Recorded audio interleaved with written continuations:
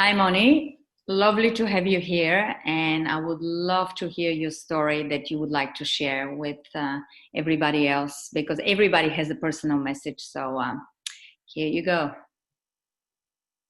Yeah, thank you for the invitation. It's a great honor to be your guest.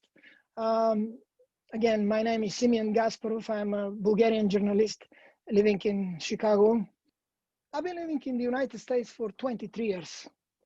But this summer, and I'm not talking about this pandemic we're living right now, the entire world, I, I, I experienced one of um, the hardest moments in my life, especially when I was sent to cover the um, riots in Minneapolis after the murder of the George Floyd by the local police. These were the problems I never thought I'll see, or even I didn't think they would exist in 21st century United States of America. But obviously, they are there, and we were put through a very challenging times, not only in this country but the entire world, because people are angry, people are not happy.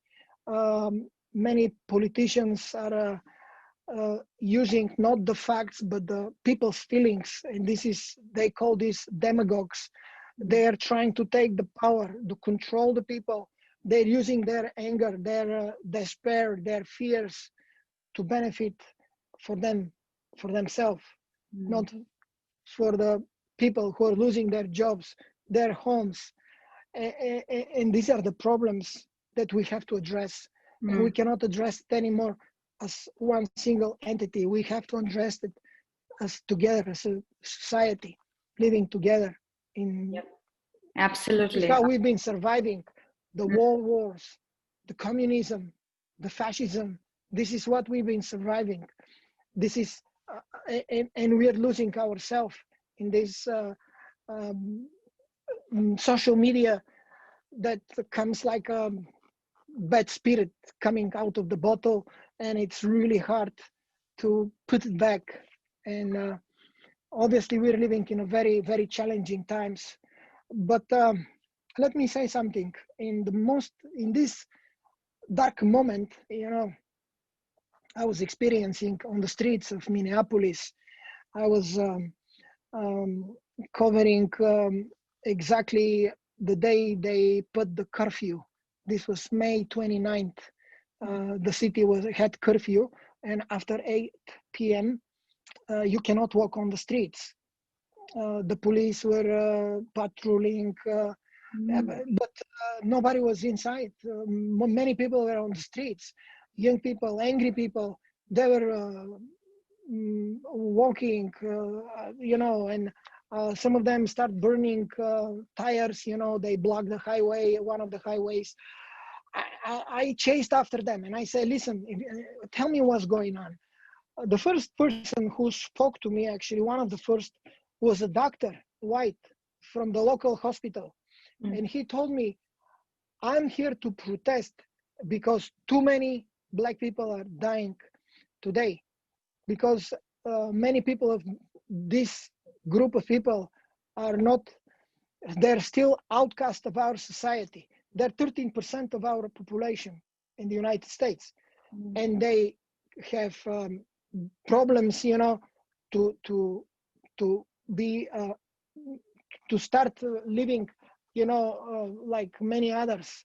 We have also huge problems with the ghettoization of this country. We have our middle class is kind of shrinking. There are also very poor white people in this country, and everybody was angry, angry. I mean, this anger was making them making bad things. They were burning, they were destroying, and this was the problem, because this is not how you want your message to be accepted by everybody, because there are people, they have their homes burned, their properties, their businesses. They also have to support their families, their kids. And We have again, in seen this, we have seen a lot of anger, as you're saying, not just with the black and white racism, but the same with the pandemic. A lot of people been angry and reacting instead of taking a little break and rethinking what's going on. one of the conversations I had was with a black doctor immigrant like me from Nigeria. And I told her, okay, you're immigrant, I'm immigrant. What's going on with this country? You have come here, you know, you're a doctor, you know, you have your probably American dream. But are you happy? She said, no, I'm upset. I'm very upset. I'm scared. I have black kid. I don't know if she's going to come back from home. Who knows what's going to happen? But I say, okay, tell me, do you see some solution? Because I'm a journalist, I like to ask questions. Mm. She told me something that I'll never forget, and I would like to share with you. She told me this: I don't know solutions, but I'm a doctor, and I know as a doctor that if you wanna, first thing you have to do to cure a wound is to open it. If you have a wound, what we do the first thing, we open it. We don't close it. We open it. We let it breathe. We clean it. But we have to see what's going on, where Yes. this infection comes from. Mm-hmm. And then maybe this is my solution. Maybe this is the answer I would like to tell you for your video story. My let's say wisdom I learned. I learned it, this, and it's not mine. I heard it from Jimmy Carter, a very great president. My father-in-law, he really loved him. He was American, my father-in-law. Jimmy Carter said something very interesting that I'll try never forget, and I'll try to share with you. In times of changes, we have to adapt with the changes. We have to adapt. And I'll tell you why. Do you know why the dinosaurs didn't survive? Before us, there were dinosaurs. Mm-hmm. They didn't adapt. They didn't adapt with the changing world. So, in times of changes, we adapt. But we must not adapt our morals, our principles. And that is why I think we'll make through this. We'll make it. It's beautiful. I want to go back to the medical doctor that you mentioned first, and then I'll get back to this. Yes, it's the ones that we have to heal, because the inner world represents your outer world. And a lot of people today are not looking what's happening inside them. They just get angry and reacting to what's happening outside. And that way, going to your second story, is we are not going to evolve as humanity if we don't create space for change, and we need to learn to adapt.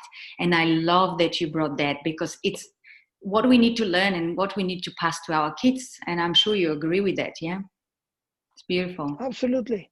Thank you very much for that. I really appreciate being here and sharing. Thank you. It was a pleasure for me. All the best to you and to the family. Yeah? Thank you.